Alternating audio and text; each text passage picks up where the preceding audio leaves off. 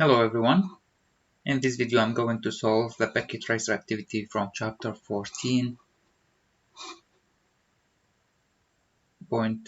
section 8.1 TCP and UDP communication from CCNA version 7 Introduction to Networks. So at the beginning, as we used to do, we will read the objectives. So first we will generate network traffic in simulation mode here, and we used this before. And then we will examine the functionality of the TCP and UDP protocols. In the background, the simulation activity is intended to provide a foundation for understanding TCP and UDP in detail. Packet tracer simulation mode provides you the ability to view the state of different BDU as they travel through the network. Packet tracer simulation mode enables you to view each of the protocols and the associated BDUs. So it's BDUs is protocol data unit, as you remember. The steps outlined below lead you through the process of requesting network services using various applications that are available on the client PC. You will explore the functionality of TCP and UDP protocols, multiplexing, and the function of port numbers in determining which local application requested the data or is sending the data. Packet tracer will not score this activity. As you can see here, we don't have any score. Okay, so what it says, the background. So we have here a network with different applications, and we will check the packet, the TCP and UDP through the switch, and we will see the concept of multiplexing and the functionality of the port numbers. Okay, so to recap once again, this is about chapter 14, and it's chapter 14 about the transport layer or layer 4 from the OC model. Okay, let's jump forward and let's see the instructions. So first we will generate network traffic in a simulation mode and review multiplexing.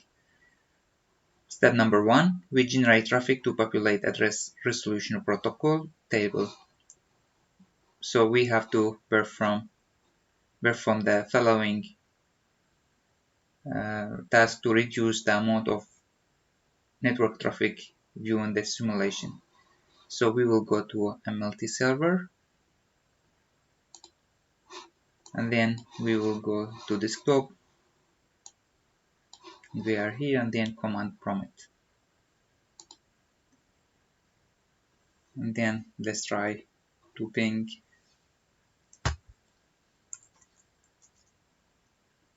-n1 192.168.1.255. So as you can see, this is the broadcast address, and we are trying to ping all the devices in the network, and this -n1 to indicate that only one message will be sent.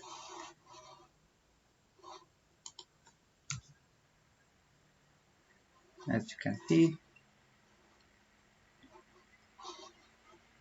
we have here that the loss 0, received 4, that's what we need, and then we need to close the multi-server window. So the aim or the purpose of this step is to populate the ARP table. So to finish the ARP request and ARP reply in the switch. Okay, so then we need to generate the web traffic. So we have to switch to the simulation mode, and you can see here this panel that we used before in previous chapters. And then we will go to HTTP client, and then we will go to the web browser, and in the URL field we need to enter this IP address and then we will click go.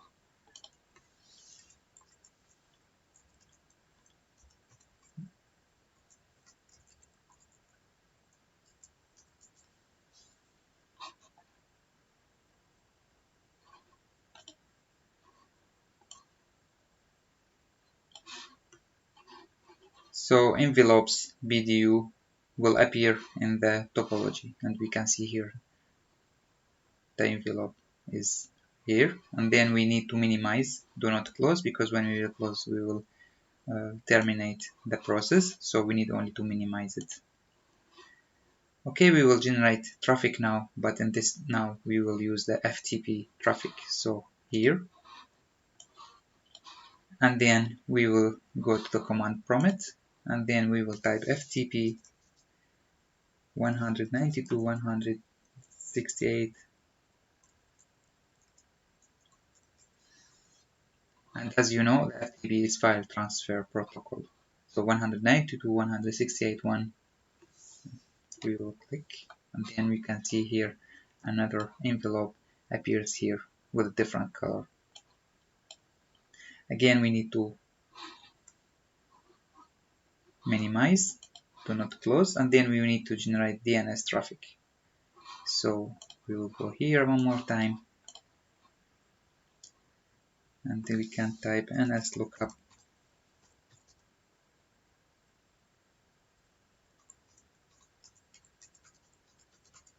multiserver.pt.ptu,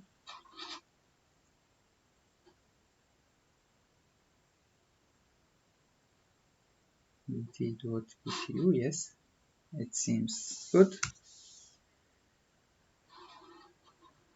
Again, we need to minimize.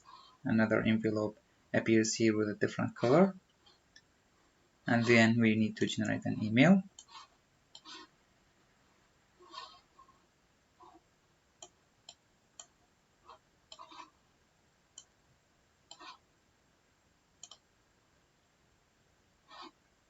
And then click compose,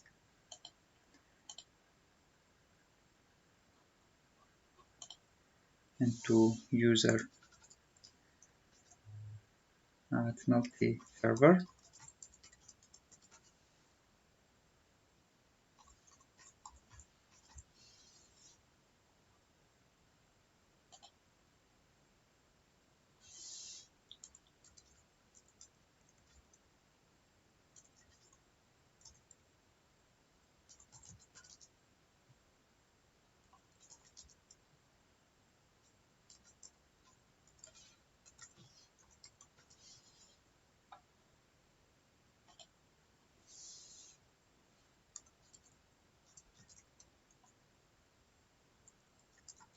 Personalize the email,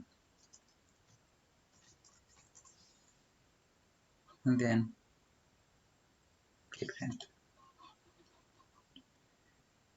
Also, we need to minimize. So this is it was about step 5. Now we will see step 6. Verify that traffic is generated and ready for simulation. There should now be PDU enters in the simulation panel, and we can see here, yes, we have them for each client computers. Yes, we can see them here. Okay, so now we will check the multiplexing as traffic crossed the network. So what actually we have to do, you can see here, you will now use the capture forward button. As you can see here, this one in the simulation panel to observe the different protocol traveling on the network. Note the capture forward button, it is this one, as it's this sign here, similar to this one, is a small arrow pointing to the right with a vertical bar next to it. Okay, so we have this, and now we have to click on capture forward once, and you can see here what is happening, and then click capture forward 6 times and watch the PDU from the different hosts, and as they travel on the network. Note that only one PDU can cross a wire each direction at any given time. So yes, we will see one, as you can see this one, number one, it's here, it's about represents the multiplexing functionality. 2, 4, 5, 6. And as you can see here now, we did this. So what is this called? Actually, this is a multiplexing.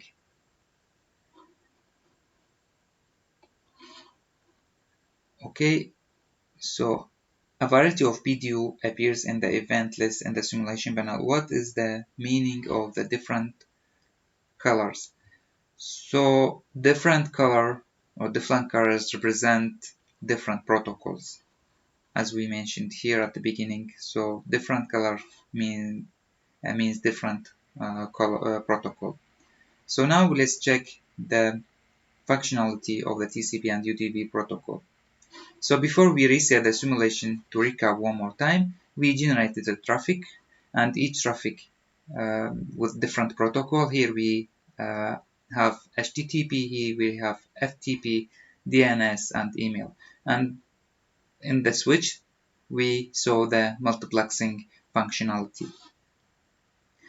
So now we will examine the functionality of TCP or UDP. So we will check each protocol, if it is TCP or UDP, and which port number is used by this protocol. So let's reset the simulation, and you can see here reset simulation.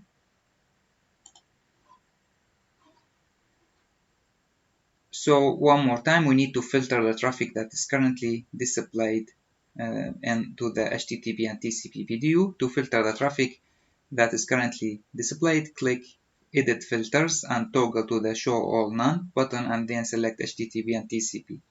Click the red X in the upper right corner of the Edit Filter box to close it. Okay, and then we have to see the TCP and HTTP in the panel. Let's do this. Let's go here. We don't need this. We need HTTP. We need TCP. So we should make sure that there is TCP and then HTTP. And then we close this, and we can see here what we have now, HTTP and TCP as it's required. Also now we need now to open the browser and HTTP client and enter 192.168 and the 1.254 in the browser. Let's do this. 192.168.1.254, and actually this is the IP address of the server. And then we click go. We then need to minimize this window, and then we need to click capture until you see the video appear for HTTP. Note that the color of the envelope in the topology window is the color of the BTU. So let's do this. You can see now the three-way handshake process, and now we can see the color of the HTTP is now the same like here. So let's take, why did it take it so long for the HTTP video to appear? Because this is TCP, and TCP needs to establish a connection at the beginning before starting sending and receiving the data. And click the video envelope to show video details. So we will go here, and then we will go to outbound function, and then we will move forward to the scroll down to the second to the last section. From here we have TCP. Okay, so what is the section label? Is TCP. Are these communication considered to be reliable? Yes, it is, because it's TCP. And then record the source port, destination port, sequence number, and acknowledge. We have the source port, we have destination sequence number, and we have the acknowledge word 1. Destination port is 80, and then the source port was 1027. Now we need to see the flags in the TCP, and this is the flag next to the window size. As you can see, here are 8 bits, and these bits represent the flag. So let's look at the value in the flags field, which is located next to the window field. Yes, the values to in the right of the B, like here, represent the TCP flags there that are set by this stage of the data conversation. Each of the 6 places corresponding to the flag, the presence of 1 in any place indicates that the flag is 1. So in a nutshell, if one of these bits represented by 1, it means that the flag is set. So what does the flag is in this way? We have from 1 the finish, synchronize, reset, push, acknowledge, and this is an urgent flag. So which TCP flags are set in this stage? And we can see here when you can see the flags in this case is the acknowledge and push, these 2 flags, because these 2 bits are reserved, and then this we have an urgent, and then we have acknowledge and we have push. Okay, so this is the acknowledge, this is the acknowledge, sorry, this is the acknowledge and this is the push. Okay, close the BDU and click capture forward until BDU with the check mark return to the HTTP client. So let's do this. You can see now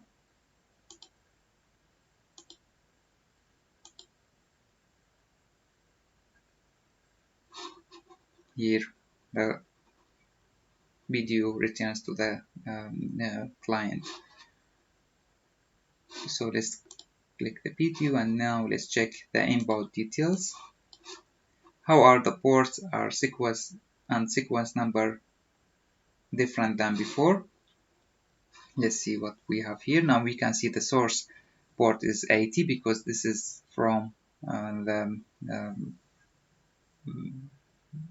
server, and here we have destination. We can see they reversed, and we have the number sequence number 1, and then we have acknowledge 103.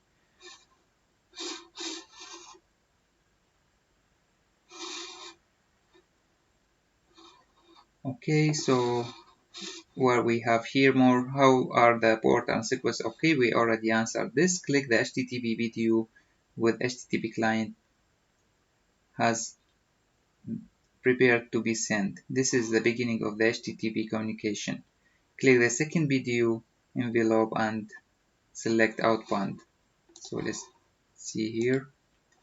Now let's select the outbound, this one to be sent, and let's see the TCP, and you can see here the destination is 80 and the source port is 1027 and 100, and this is the acknowledgement number. So we can notice that here destination port is flipped with the source port. Okay, of course, because this video from the client to the server, so the destination port should be 80, and in the last one we could see the opposite, so it was from the server to the client. And we reset the simulation now.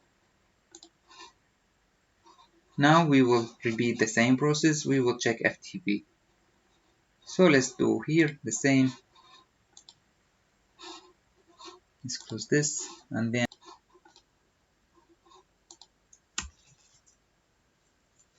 get out from it, and then we will need to type FTP,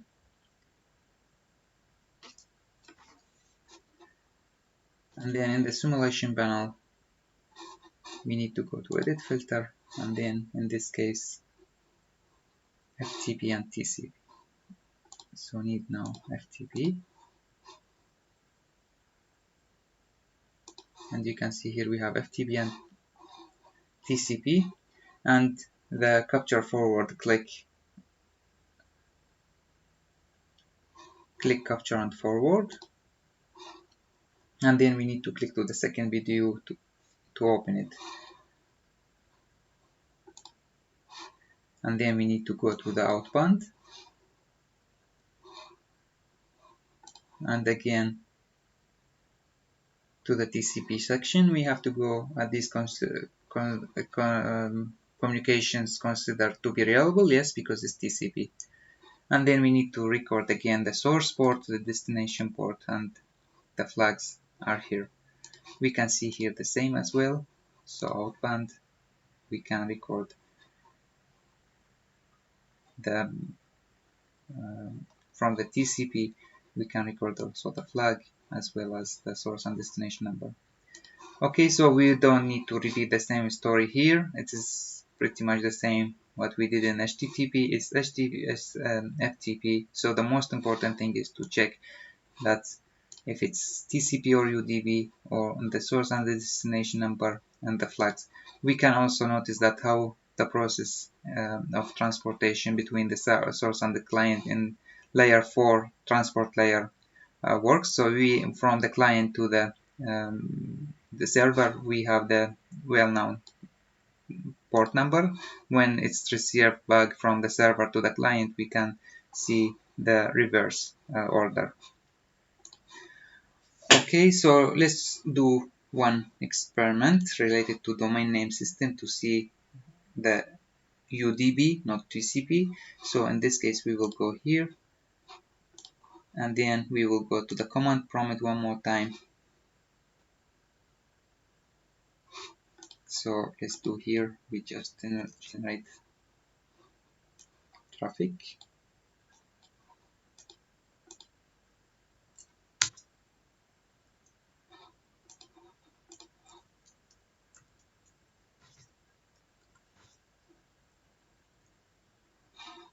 Okay, and in the simulation, so as you can see, DNS is not listed here, so we can reach it from here as well. And then let's close it, and we can see here we have now DNS and UDP. Okay, so we can see now we have envelopes, and then click the video envelope and open it. Okay, but we need to look at the OSA module in details, and we can see here and the video what is the layer 4 protocol, and it is here UDP. As you can see, are these communications considered to be reliable? No, because it's a UDP. Open the outbound video details, and we can see here, we can see the source port. Here we can see the source port, destination port, and checksum. This is a UDP header. Okay, so and then we can repeat the same process. We can see what is happening. You can see here the UDP, the port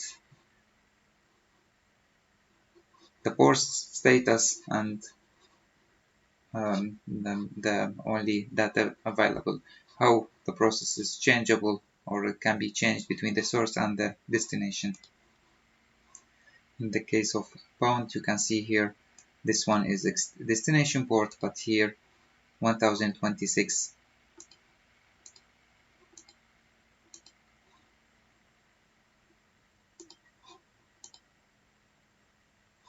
is in the destination. When I click here one, this one,